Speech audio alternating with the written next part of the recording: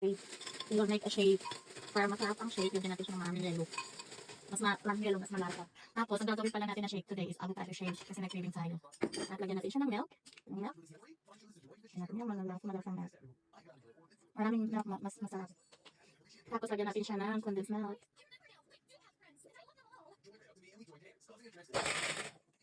Lagyan natin.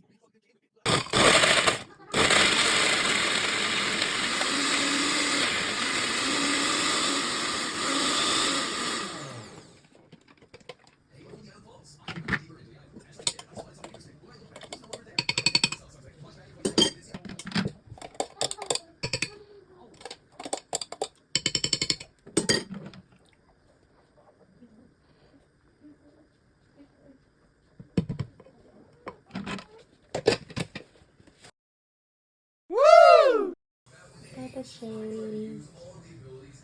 Avocado.